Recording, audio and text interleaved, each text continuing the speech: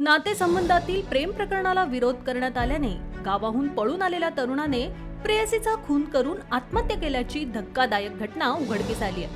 हडपसर भागातील एका हॉटेलमध्ये ही घटना घडली. मोनिका कैलास खंडारे, वय वर्ष 24 असं खून झालेल्या तरुणीचं नाव आहे. तिचा चादरीने गळा आवळून खून करण्यात आला.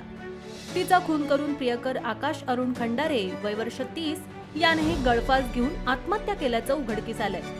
या प्रकरणी हडपसर पोलीस ठाण्यात गुन्हा दाखल करण्यात आला असून सहाय्यक पोलीस निरीक्षक उमेश रोकडे यांनी फिर्याद दिली आहे.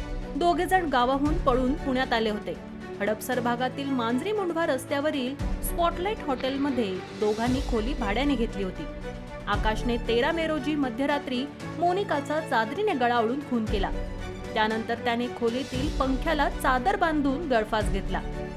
दोघे जण मृतावस्थेत सापडल्याची माहिती हॉटेलमधील कर्मचाऱ्यांनी पोलिसांना दिली. सहाय्यक पोलीस निरीक्षक अश्विनी राग, हडपसर पोलीस ठाण्याचे वरिष्ठ पोलीस निरीक्षक संतोष पांढरे, गुन्हे शाखेचे निरीक्षक उमेश गीते यांनी घटनास्थळी भेट दिली.